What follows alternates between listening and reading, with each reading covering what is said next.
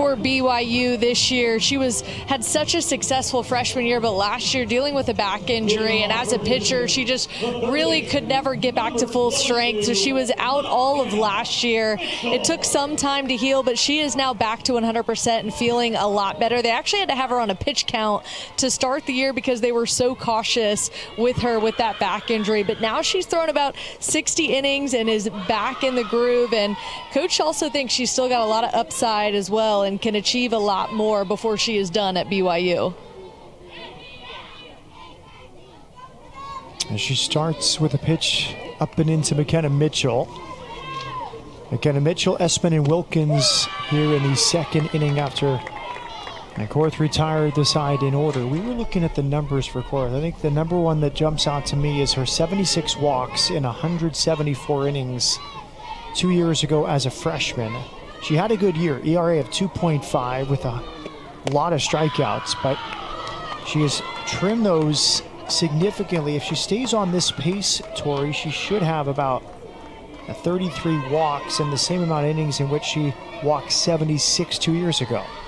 Yeah, and I think some of that is just maturity, right? Growing, learning the game, learning how to leverage counts, learning how to have competitive misses as well, because those competitive misses are the ones that set up the strike pitches.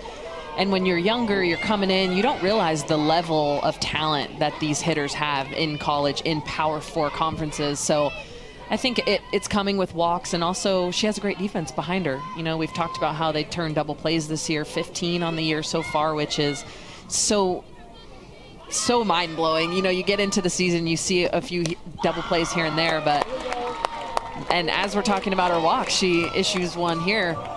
That's a big walk, leadoff. Not something you see very often from her. And put that in perspective as Espen steps to play. I think most teams would set a full season goal of double digits, right? You have more than 10 in a year, that's a good year. They have 15 less than halfway through the season. Yeah, and I think it allows her to relieve some pressure off of herself and understand, like, hey, my defense has my back. I don't have to try to strike everyone out. I can throw to contact, let them do their thing, because I think a lot of times when you put the pressure on yourself as a pitcher, you tend to get tight in that upper arm and you lose a little bit of control as well. So it's all like a little snowball, cause and effect. So we're seeing the growth there as well as the growth of the defense. Espen chased one there. Which I might add, they've got an opportunity to make a double play here as well if Espen gets a ground ball anywhere in the infield. They sure do. Morrow and Mansfield up the middle. Townsend, the third baseman.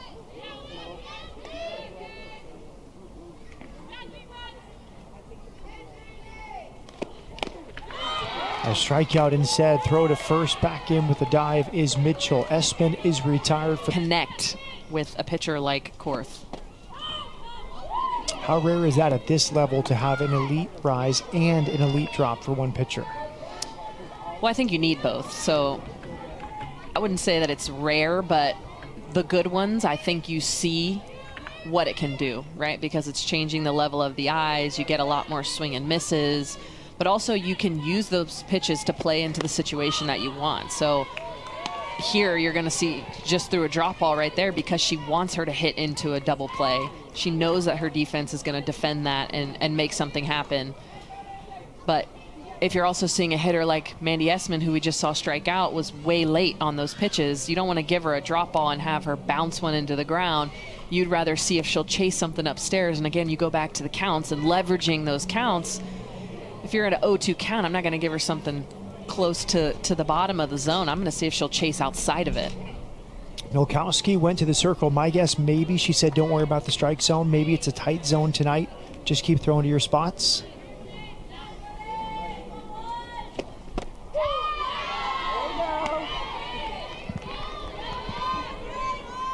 And Jordy Wilkins missed the last few games. Has a knee brace over that left knee. We asked Coach Fess about her. She said she is ready to go for this weekend. Ariel Redmond played in center field against Oklahoma State and against Lamar, but we'll see how much it impacts her foot speed. That's her number one tool. It's elite speed. She's the fastest on the team, and now wearing a left knee brace. Another walk. Wilkins is aboard. 2 in 1 inning. Wow. We weren't ready for that. We weren't ready for that, Matt.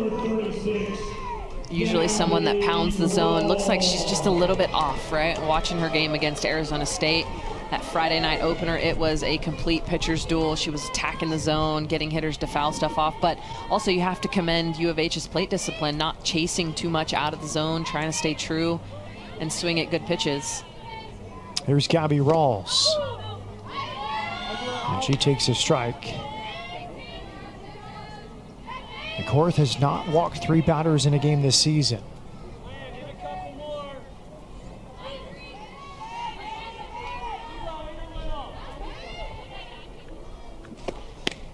Late swing from Rawls, who's still in a battle. She is the starting left fielder tonight. She gets her 17th start of the season. And she seems to be battling the likes of Ariel Redmond and Maddox Mitchell. Seems like Wilkins has center field. There's a late swing from Rawls. She is down quickly for out number 2. And that's going to be the key for her before you're at bat. It's not just what you do in the box, but what your teammates are doing. What is the umpire calling? What is she getting? What's the zone like? What pitches are her go-to? There's so many things that you can be thinking about prior to your at bat. And to me, that one just seemed like a waste. Ariel Redmond, freshman, hitting .286. Gets her 16th start of the season. She's played all across the outfields. Played center field in the absence of Jordy Wilkins. She's in right field tonight.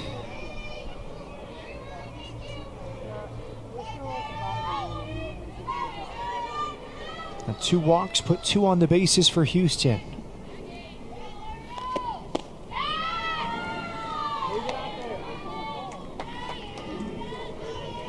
And Kaylee Prudhomme is on deck.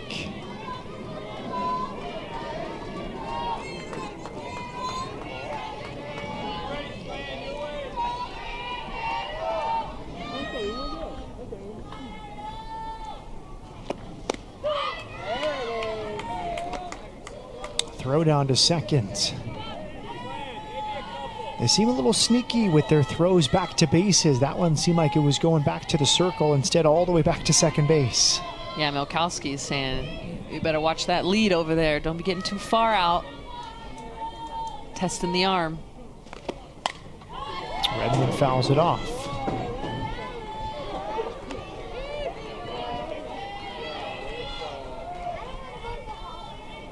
I'm gonna stay right here.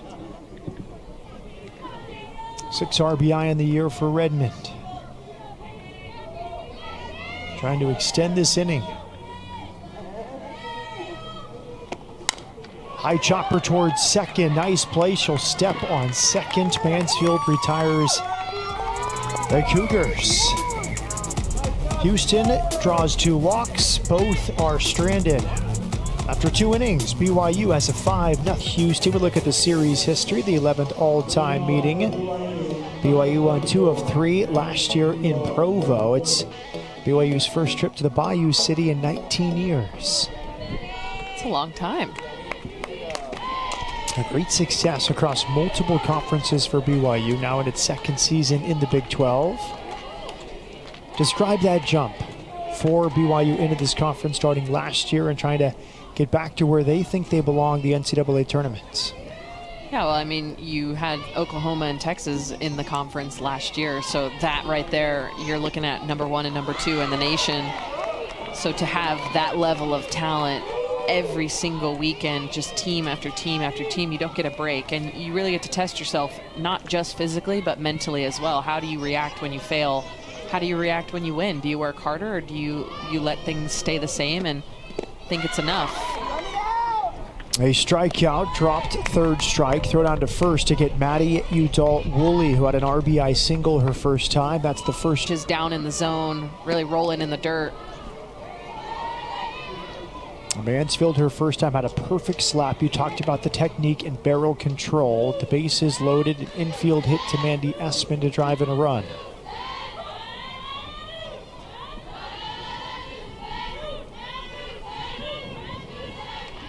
2 years at Salt Lake Community College before transferring to BYU last summer.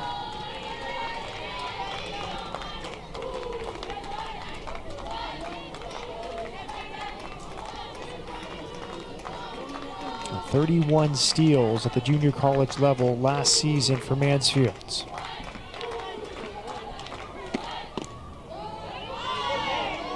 Quickly 3-0. Yeah, the key to a slapper is watching the hands, especially as a corner infielder. Reading those hands, are they staying high? Are they dropping down in front of her to soften that bunt? It's a lot of moving parts with a slapper, and you've got to be ready for it all. 3 balls, 1 strike.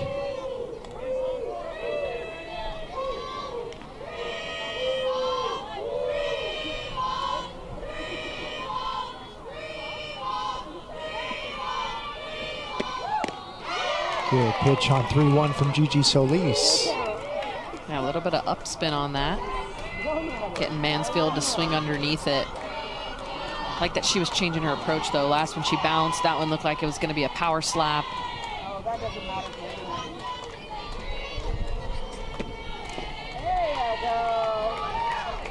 And Mansfield draws a walk. That's 6 drawn already for BYU. We're only in the 3rd inning. Yeah, we're usually talking about U of H drawing all the walks, but BYU beating them at their own game today.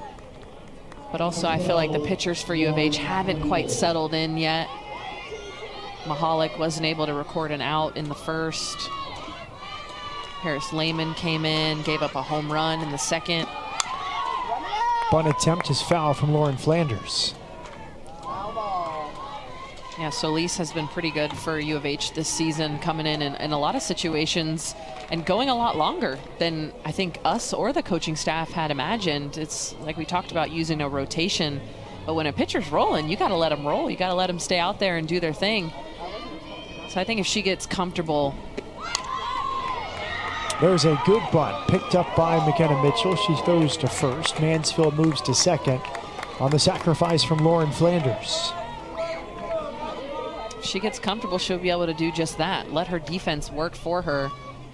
A lot of times it's not about winning, it's about not losing. And what that means is you can't give the team free passes. You can't give the team chances to take advantage of your mistakes, because good teams will make you pay for those mistakes. And if you keep it routine, you make the plays, good things will tend to happen for you. Time call before Lily Owen sees her first pitch. She batted twice in the first inning, walked and scored, and then grounded out to third base to end the inning. Takes a fastball for a strike.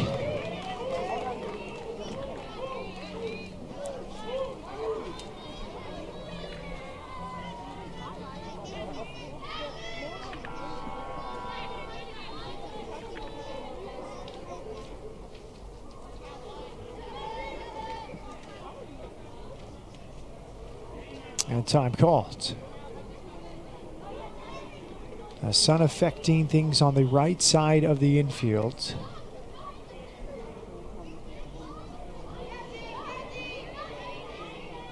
Behind third base here in March.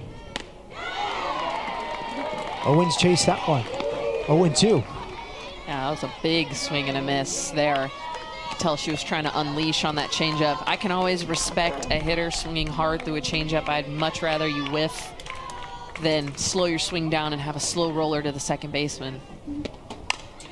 Popped up, foul side to third. McKenna Mitchell makes the catch. And the side is retired. Mansfield stranded at second base. Weaknesses, you want to do what you're best at. I think that's the difference a lot of times, is you try to pitch to a hitter's weakness instead of going with your strength. Even if they're the same, you should want to test that battle, test your theory, see if you really are better. The good competitive pitchers will step up any day and be like, give me the ball. I want the ball. Well said by Tori Vidalis as Kaylee Prudhomme steps in. 9-1-2 in the order for Houston, trailing 5-0. And it's also just that conviction, I would guess, Tori, right? A 3-2 pitch against a really good hitter. She believes she's going to get the out before the pitch is thrown. Yeah, and trusting your stuff. That's a huge part of it too. I mean, as a hitter, it's tough going up a pitcher that you can almost guarantee is going to pound the strike zone and has multiple different pitches, because then you're in your head thinking, which one is she going to throw? Is she going to go drop? Is she going to go rise? Oh, what if she pulls the string and goes change? So the more confidence you have in all of those pitches, the more scary I think you could be to a hitter as well.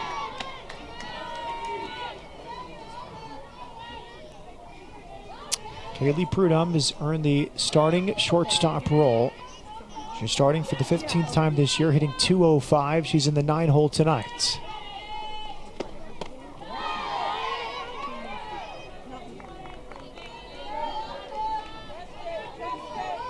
BYU dominant in the Mountain West and the West Coast Conference in 2021.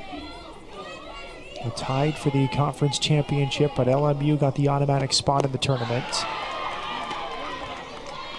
Now, you talked about how narrowly they missed the tournament last year after finishing 6th in the Big 12. 31 wins. Just missed out on an at-large berth. So you go 16 years in a row, as that's into right field from Prudhomme. She will make it to first for the first hit tonight for Houston. Can she get on base? Can she work the counts? Can she go deep into a count? But hey, you'll take a hit every day of the week. Cinturón rolls a sacrifice bunt. She's tagged out immediately. On the first pitch, Cinturón executes, moving Prudhomme down to second. You talk about a quab. That's a quab right there too. Textbook softball, moving the runner over. And Cinturón is an excellent bunter, so how fitting that you turn the lineup over with your 9-spot getting on, and then having one of your best bunters lay a sack down. Now you got a runner in scoring position. Maddie Hartley, soft contact, a soft line drive to second base her first time. She digs up and in for ball one. Yeah, Hartley's been one of those hitters that, in talking to Coach Vest, she said, you know, some of our hitters started out the season really hot and kind of cooled off a little bit, and some of them are starting to come back around, get their groove again, and I think Maddie Hartley is one of those.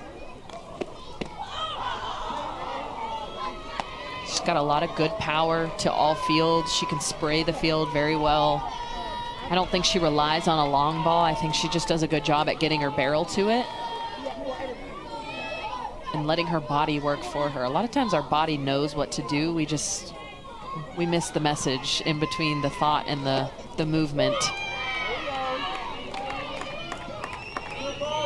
She takes a stride. Coach Vest told us she thought Maddie Hartley was primed for a big weekend against BYU here.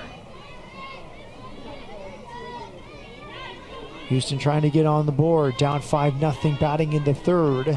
Prudhomme out at second.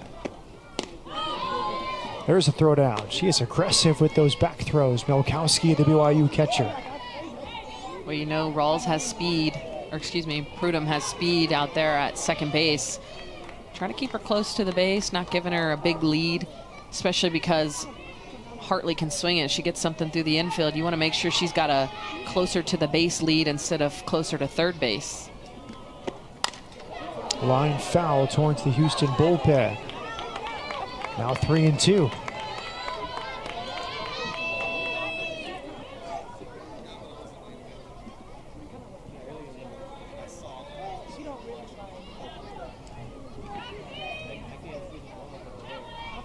Brookwell's on deck. Important spot in this game for Houston, trying to cut into the deficit. Batting with the heart of the order up in the third. And there's another walk. First time this season, Kaysen Korth has issued 3 walks in the game. I think Milkowski knows it too. She walks out to the circle, just having a little conversation, giving her a pep talk. You see her nodding her head. You see the level of intensity that she's got. Now we're going to get a visit from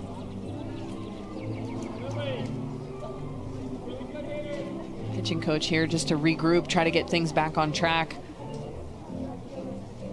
And you've got to think that she's in her head a little bit, thinking, I'm walking too many hitters today.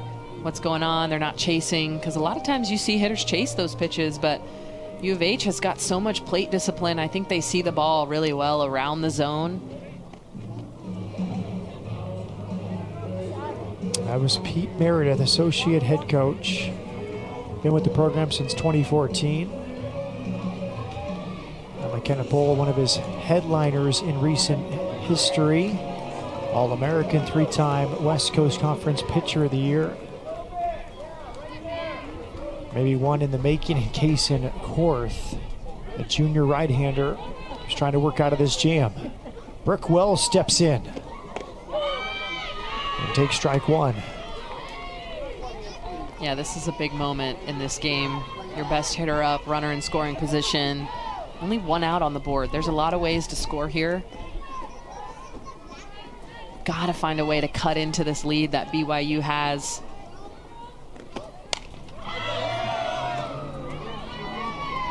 But you can't get overly aggressive, right? You have to stick to that plate discipline that's been working for them so well this season. Brooke Wells, 21 walks.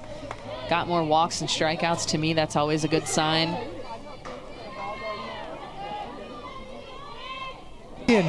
Safe. Over aggressive that time from Prudhomme, who went through the stop sign from Coach Vesley. Yeah, that ball got away from Townsend. I thought we were going to see another double play to add one on the Italian. Third, it's bases loaded, one out. Mitchell at the plate with some power. Instead, it's a 2-out situation. Yeah, you take away the sac fly. That's a huge option to score.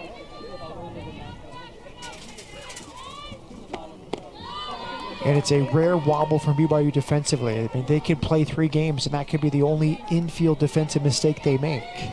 Yeah, and I'm watching stat broadcast very closely to see if it's going to be listed as a hit or an error, because to me it did kind of look like it hit off the base. So giving it a little weird hop there, if it hits the base, it's a hit, right? There's nothing you can do about that. It was just perfectly placed. I'm not sure if that's part of their approach, their plan, but you'll take anything that works, honestly. Haley Morrow steps in as we begin the top of the 4th. Gigi Solise back to the circle. Thanks to Coach Vesley for joining Brooke. First pitch swinging, Morrow high and deep, but foul. Home run distance, but just slightly early from Haley Morrow.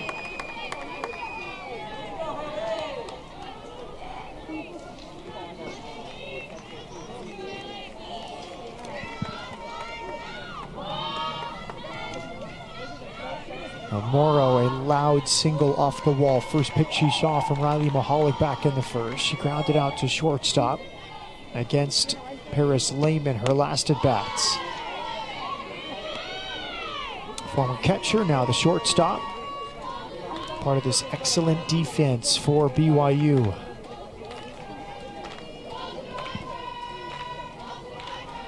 There's a great anecdote. Talking with Coach Eakin in our chat yesterday about how much playing catcher helped her become a better shortstop.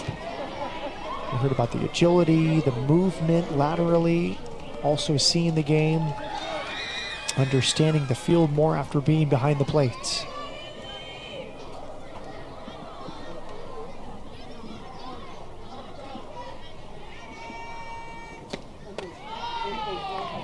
Let's go back to the Morrow chases that one. Another strikeout for Gigi Solise. How about Gigi Solise coming in and shutting down this BYU offense so far? Was able to put up a goose egg in the 3rd. And then starting off strong with Brittingham coming up to the plate, because we saw the damage that she did in her second at bat as well. A booming home run to straightaway center field, well beyond the batter's eye. Ilovea Brittingham takes up high, 7th homer of the season. She leaves BYU in that category. And Gigi Solise, Tori, for me, at times this season, the best pitcher for Houston. It's a great story. Houston fans know, BYU fans probably don't. She wasn't on the team to start last season. As that's bounced to 3rd, McKenna Mitchell to her left, flips it to her hand and fires to 1st for the outs. Brittingham is retired. But Houston had a pitching shortage due to several injuries on last year's team. She was added to the team made her debut in the Big 12, had an okay debut season, but experienced the entire fall and preseason regimen. And now we're seeing the best version of Gigi Solise. She's technically a sophomore, but truly a freshman in all intents and purposes as a college pitcher. Yeah, comes to the team right before the season starts, and actually no, it was well into the season. Yes. And now I'm thinking about how beneficial that is to have an entire fall to be able to train with the team, get your lifting in, get all your defensive reps. Like, there's so many things that happen in a fall for softball players specifically, and being able to experience that for the first time, but already having a little bit of playing experience, it's just such a unique story and really a bright spot for this pitching staff this year. She's had some very quality outings, and you're right, I think she's been the best arm as of late for the Red Cougs. And she just has the confidence. We saw her last year, of course. She's a student. She's not a college softball player. She's asked to play. She gets an opportunity. I think she made her debut against Texas in the finale on the Sunday. And what a way to start your college career as well, against the #1 ranked team in the nation. That's lifted down the right field line. Long run here, and it falls.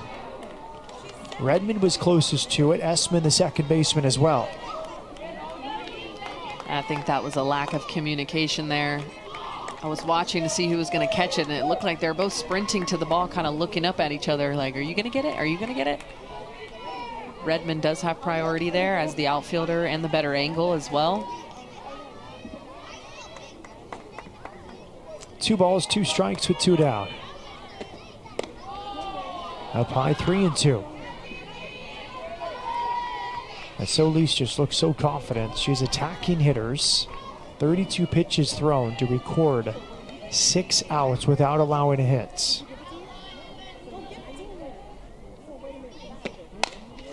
A pop-up way high in the air towards shortstop. Prudhomme makes the catch. A 1-2-3 frame for Gigi Solise. It's been almost the year of the two-way player. U of H has got some. Arizona's got some. A lot of programs around the country are starting to open that up more, allowing people that have the talent to do both, and I think it's so cool. Why not enjoy both sides of the game? If you can do it, if you can compete, let's go. Randy Esmond steps in. It is a baseball player, but the Shohei Ohtani effect in some ways on the softball world.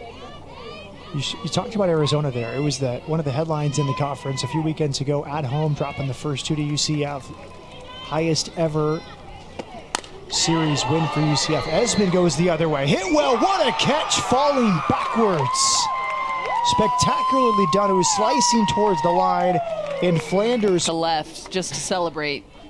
That's how you know that was a big catch. Now Lauren Flanders.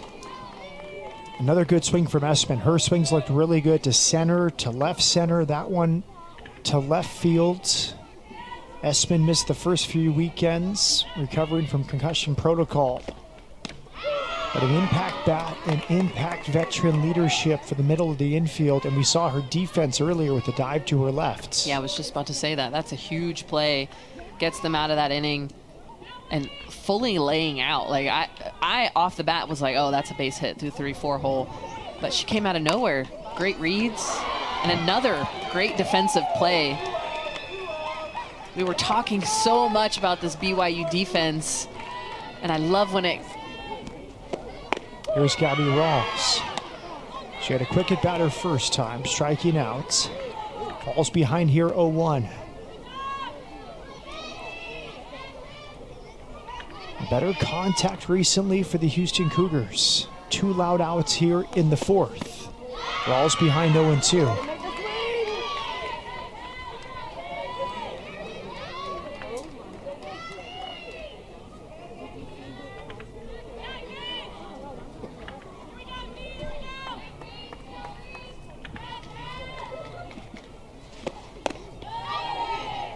Apply for a ball.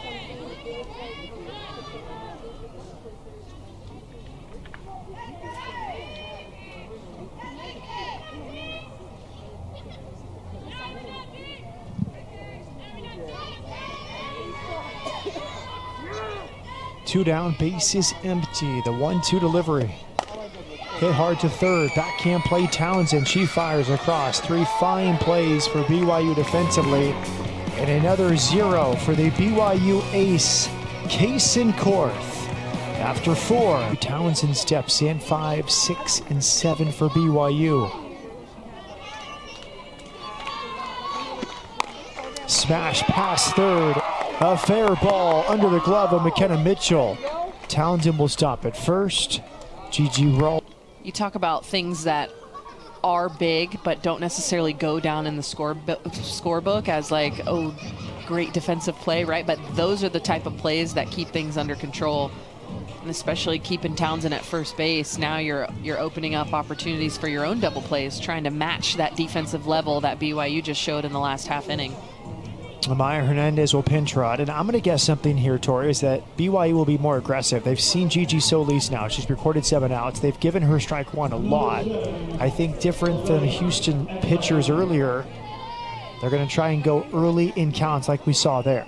Yeah, well, the last 2 innings, last inning, they went 1, 2, 3. The inning before that, they went 4, right? So they didn't quite have the adjustments made just yet, but I think you're right. You're onto something there. They're going to make adjustments the second time through, seeing Solise and now having the real-time experience. But more than anything, passing the information along. You can tell Townsend was absolutely ready to go the moment she stepped in that box. Agbayani also swung at the first pitch, fouling it back. She lays off here, 1 ball, 1 strike. The stories of the first inning were walks. 4 walks, 4 runs for BYU. And then a long home run from Brittingham in the second. But since Solise has come on, she's recorded 7 outs, just 1 hit allowed.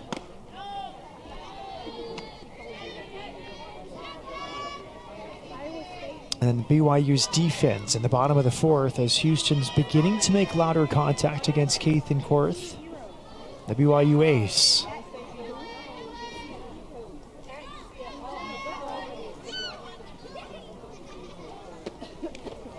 Ball in the dirt, well received by Cintron. Yeah, she seems on high alert back there, waiting for someone to test her arm. She's, even in her eyes, like she's constantly taking a look at that runner, making sure she's not going anywhere. Agbayani draws a walk and sprints to first base. And you wonder in some ways, Tori, if the aggression of BYU's hitters rattled Gigi just a little bit, because she was given strike 1 for most of her first batters, and then those first 2 swings, and she comes back to walk Agbayani. Yeah, I think it's a fine line too between trying to be aggressive, throwing strikes, pounding the zone, but also not being too in the zone, because then they can just sit and look at something in the zone, right? They don't really have to have an approach. They can just see ball, hit ball if you're consistently feeding it over the plate. But as a pitcher, you have to be able to pick around the zone a little bit with accuracy so that your pitches look similar, but they're not necessarily the pitches that you want to hit. I think she's just running into a little bit of trouble there on the misses are a little bit too big right now. They need to be a little bit closer to the zone, get a few hitters to chase. We saw that in the first few innings more so. Now they know the information. They know what her ball is doing. They know what her sequencing is. It seems like to me BYU has had a plan, but now they're executing it. Hope Troutline, the pitching coach, Coach Vesley, the head coach, back to the dugouts.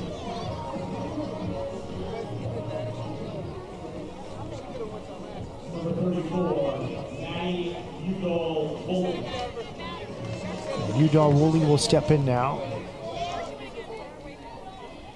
RBI single to left field in the first. She struck out in the third. This is lifted to right field. Redmond breaks back. Now comes in a bit. Her throw is towards third. It's slightly late. And now first and third. Miranda Mansfield, good speed from the left side.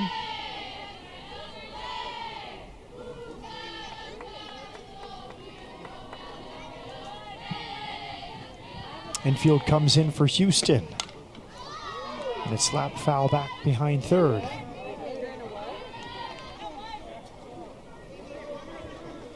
A lot of options here. They're up 5. Good speed at third, good speed at first, and very good speed at the plate.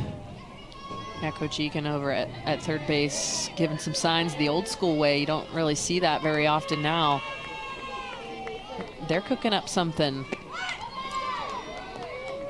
Looked like Agbayani was going with that pitch. Yeah, putting those runners in motion. And you heard him, you got to put it in play.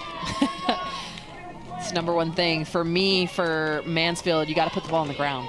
Right? A slapper that hits the ball in the air does me no good. Use your speed, put the ball into the ground, and make the defense work. It is on the ground. It's to Esmond. She gets the tag, but she has no throw to first. Was out called. Here comes Coach Vesley. It seemed like the tag was applied. That's the call for Brady Sanderson, the first base umpire standing near second. Yeah, he was standing behind Esmond, making it a little bit more difficult to see that tag if it was made. Right? We can't tell up here either. Just from what it seems like on the field, it looked like she tagged her. I thought her body moved when she applied the tag. And it's always telling the players' reactions, right? If they're like, whoa, what? Like, what are we seeing here? You know, everybody's on the same page, then you're like, okay, wait a minute. Like, you guys need to get together, talk about this, versus see the actual contact. But in real time, it did seem like Esmond tagged her. And Agbayani was walking off the base as well. That's always very telling, too, is how is the runner reacting? Because a lot of times those plays, it's not like a big, like, you're out of there, like a strikeout would be, right? It's just like, okay, she's out. Like, obviously you tagged her, but in that moment. I agree with you. I think tag, if not, it seems like an optical illusion. I was about to say, it's going to be hard to overturn, though, if we can't tell. The umpires obviously.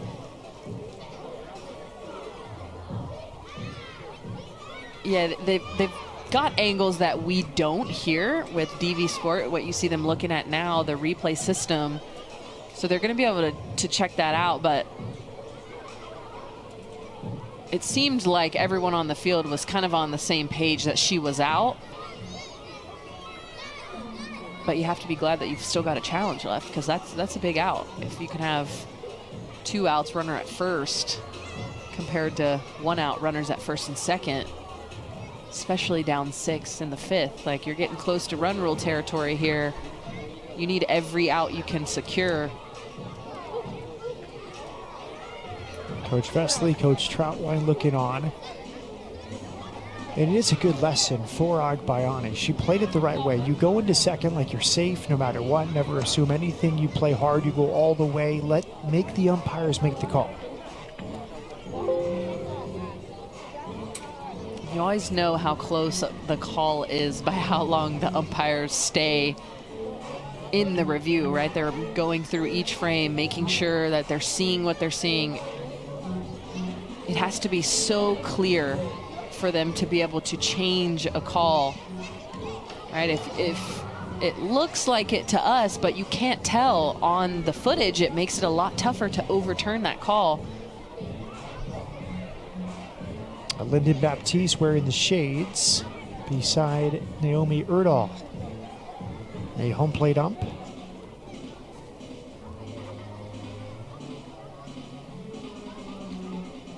Gigi Solise will get some warm-up tosses in to stay loose.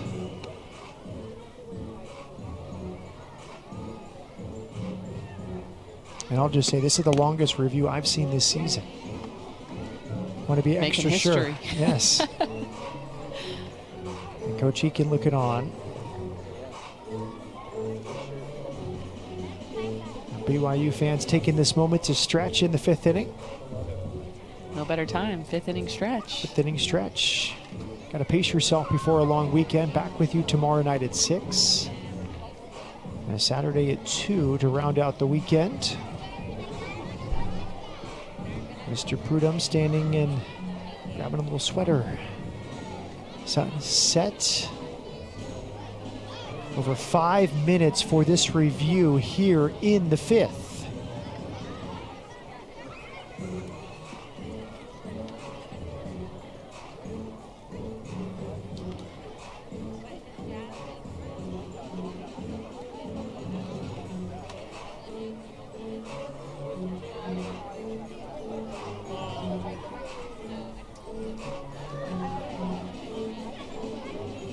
I think we may be coming to a conclusion here.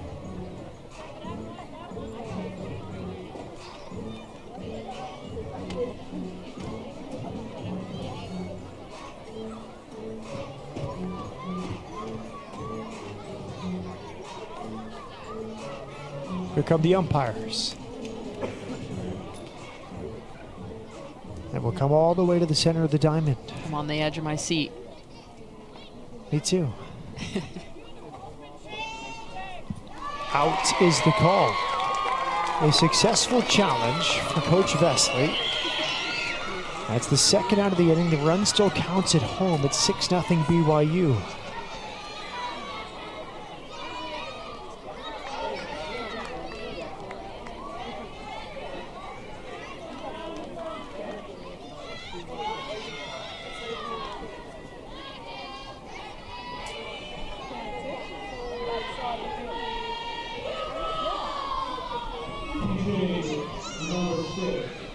Kayla Kamoku will pinch it here. A senior from Hawaii and transfer from Ole Miss. Solise hoping for the third out of this 5th inning.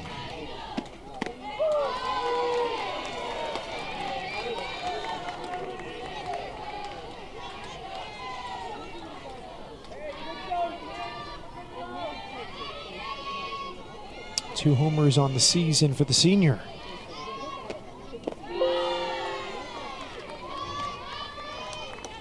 Yeah, like you mentioned, transfer from Ole Miss. Moku had some better power numbers last year. I think this year they're still kind of waiting for her to catch fire, really get comfortable in the box. Coach Eakin said that he expected her to fill that power hole for them this year with the loss of Hunter Ava, which was one of their best hitters last year, as well as Violet. I don't want to mess up her last name. Violet Zavodnik. That's down the left field line. Tough play for Rawls. It is a fair ball. Picked up in the corner by Rawls. The throw home is on time. She is out. What a relay from Rawls all the way to Centrone to end the 5th. BYU's thinking about a run roll victory. Instead, Houston down 6, trying to get some momentum going. It's squib towards short. Morrow throws in time to get Ariel Redmond. Talked about that agility getting better. Pitching coach out to the circle for the second time. I feel like his visits with Casey and Korth are very short, maybe 5 words or less. I always wish they're mic'd up just so we could hear.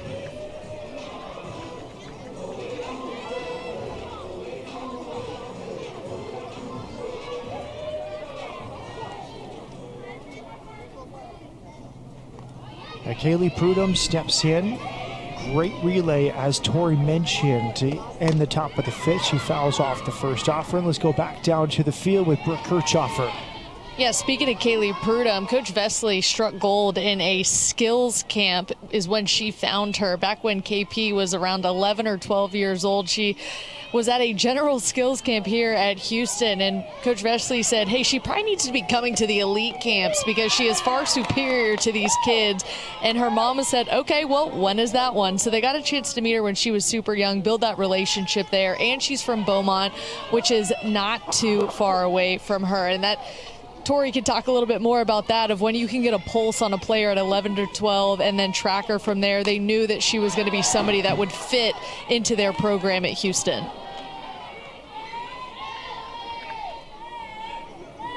Oh, 0-2 the count as Prudhomme is battling here. She had the first hit for Houston against Case and Korth.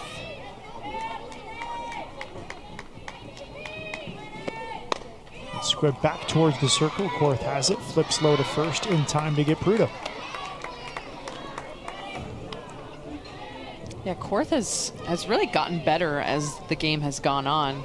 She had a tough second inning, a couple walks, but came back and followed those immediately with strikeouts. Last inning in the fourth was able to go 1-2-3 and sitting pretty here, first 2 outs of the first 2 hitters in the fifth.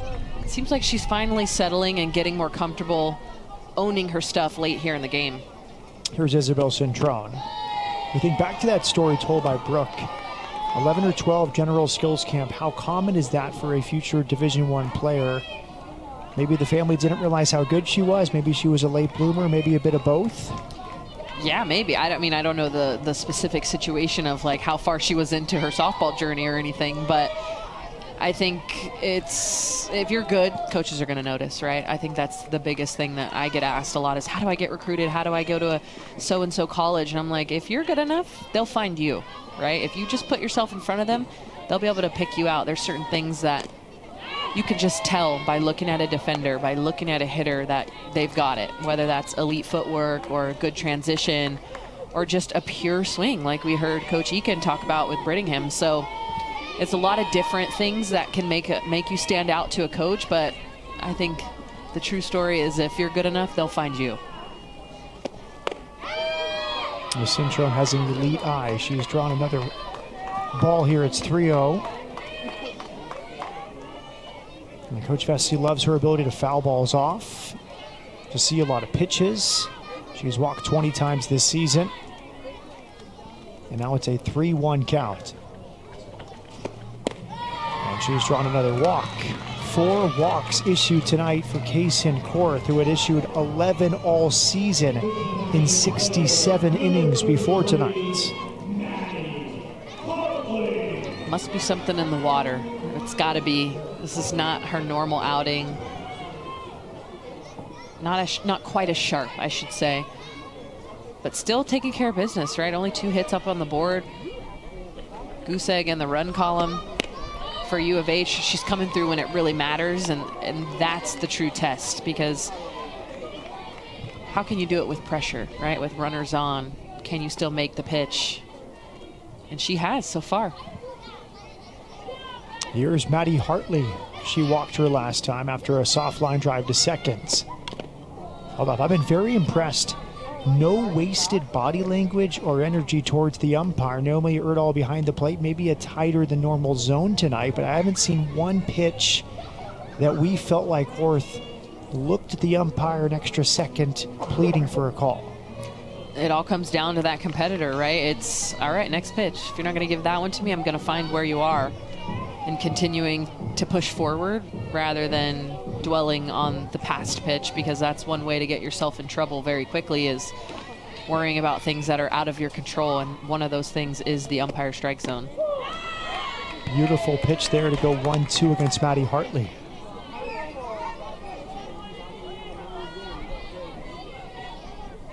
Cintrone on first. Brooke Wells on deck. Hartley hoping to extend this inning. Out in front, fouled it off.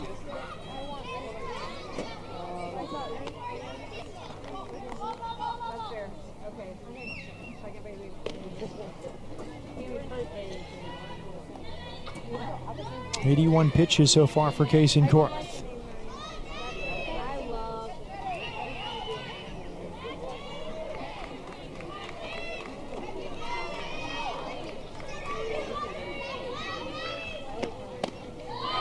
Good hold, 2-2.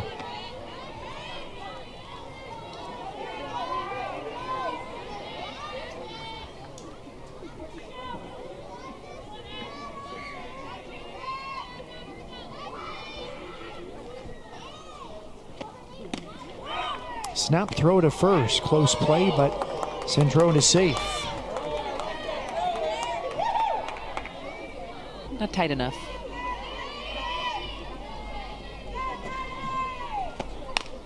Popped up towards second base. Mansfield has it to end the inning. Another walk issue, but another 0 hung on the scoreboard by Kaysen Korth. After 5 innings, BYU leads Houston 6-0. Owens, who shows bunt and dances out of a near hit by pitch. Owens hitting for the 4th time this evening. Walked and scored in the first. Since then, a ground out and a foul pop-up.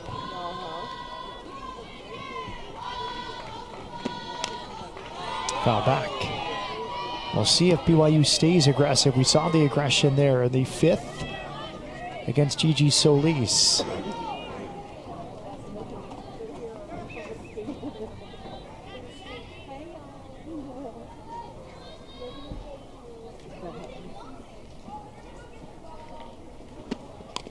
Off the end of the bat, 1-2. Yeah, Owens way out in front. Gigi Solise pulling that string. She's been able to sprinkle that off speed in just enough to keep these hitters off balance.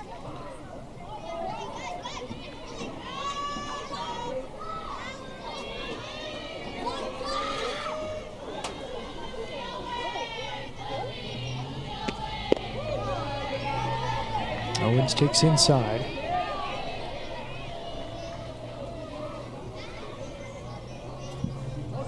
Owens 2 hits and 7 at-bats in the Arizona State Series 2 weeks ago. Preseason all Big 12. Watches that pitch miss up and in. It's 3-2. Boy's mom, Alicia, played softball at Hawaii Hilo.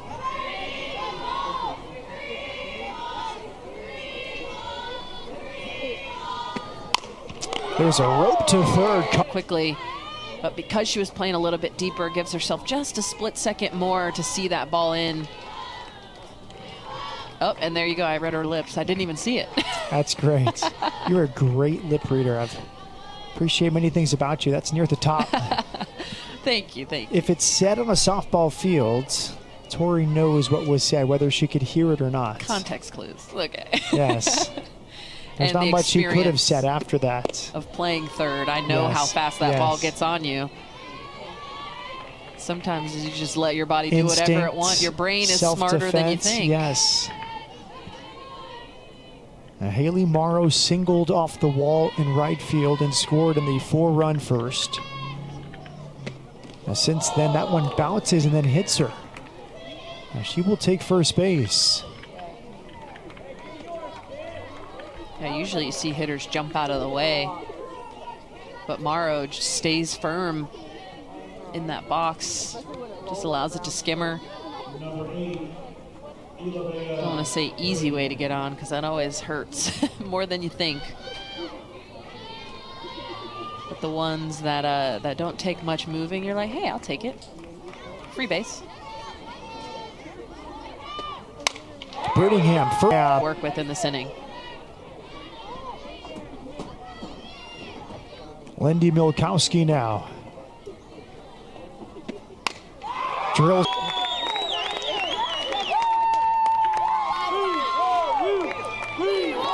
The 5th-year senior, you saw that maturity there at the plate. We had a chance to talk with her head coach this week, and he said she just has great game instincts and understands the way this game is played. He says she has taken that knowledge and fun-loving attitude into the game, and it's really worked for her, and it sometimes tends to keep their team loose. When she's not in the batter's box and behind the plate, he's as a catcher, he said you guys will have a ball watching her because she almost has a little leprechaun kick that she does, but you'll just see her having a great time and dancing, and that's that looseness at the plate to be able to be successful like that. Nevaeh Brown goes to the circle. Harker Heights, Texas native, a freshman. And Tori, one thing in common on those back-to-back homers for Brittingham and Milkowski. Both on the first pitch. We thought they were going to stay aggressive against Gigi Solise. And I think that shows that they're making adjustments from AB to AB. And when you see the success that they're having and not wasting any time, that's a big thing that keeps my eyes open and locked in on the hitters of, okay, what are they looking for? Are they still attacking the right pitches? Are they making the adjustment? Even Morrow, like, taking what the game is giving you. You don't got to try really hard to make things happen and force them to go your way. If it's coming to you, let it happen. And after Morrow takes her hit by pitch, immediately Brittingham comes up next pitch and launches that ball out of here. And then Milkowski, that's got to give you some confidence, right? Your freshman 3-hole hitter hits 2 home runs in a game, and you're thinking, oh, okay, if she can do it, why can't I do it? And then you see the grad senior come up and knock one out of the park too. It's building off the momentum. Hitting is contagious, and I think that's exactly what we're seeing for the Cougs here. Brittingham up to 8 homers on the season with 2 tonight. Lindy Milkowski now has 5 long balls. All smiles for BYU. You talked about the 9-day layoff, very rare in college softball. A few games postponed. The probable home opener against Idaho State postponed. After a Utah Tech road victory at 14-0 last time out. Here's Bree Townsend. First pitch from Nevaeh Brown is in there for strike 1.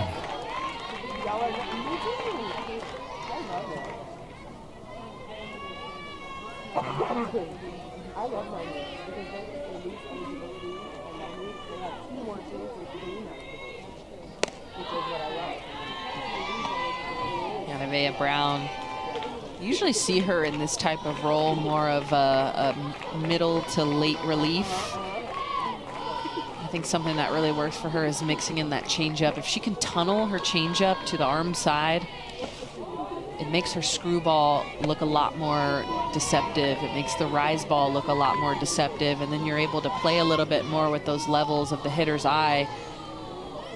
It's really tough for her to see success when that changeup isn't working, because then it's not allowing your eye to change and see that ball down, which makes the ball up look so much more enticing.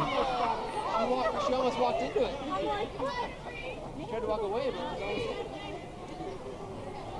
but Townsend singled down the left field line. Her last time up, she's also walked and had a foul pop-up. High pop-up on the infield. Essman takes charge for out number 2. Nevaeh Brown doing exactly what's needed of her in this moment, in this game. Needed an out after those back-to-back home runs. The 2-run from Brittingham, the solo from Milkowski. Your job is to get a stop, right? Stop that momentum from growing. Try to get it back on your side. This is a good change, trying to close out here. U of H is working with their last 3 outs. Got to make something big happen here if they want to have 3 more. Villegas, the lefty, misses with their first pitch to Brooke Wells, who singled her last time and grounded out her first. Villegas, Softball America freshman watch list.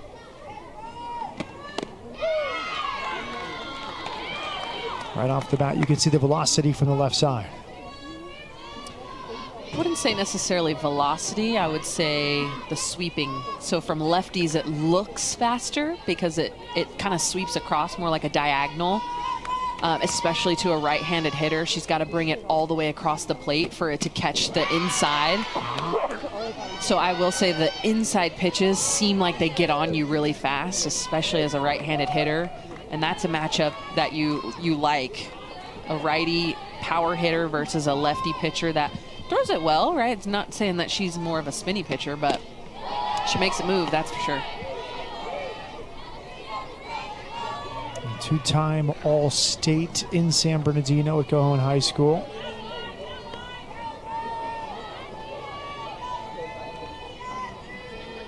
Pitched twice in the Arizona State Series. And she catches Brooke Wells looking there for the strikeouts. Yeah, that's a huge strike. Now she flied to center field her last time, walked her first plate appearance. Villegas gave up some loud hits, a homer and a triple in those 2 appearances against Arizona State. Arizona State 4-2 to start the season in the Big 12.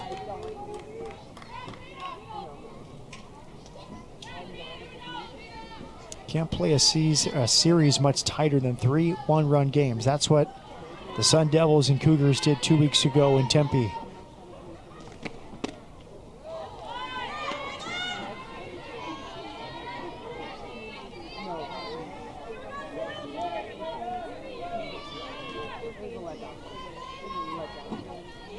tough start to the night. Let's go back to the first inning, Toria. Leadoff walk issued by Riley Mahalik set the tone for the entire evening. Split back towards the circle. Villegas. Now it's Mandy Esman, 0 for 2 tonight. Esman struck out her first time, fly to left in the fourth. That was the great play made falling down, a slicing ball. Flanders got turned around, but then falling to her back, Lauren Flanders made a fine catch.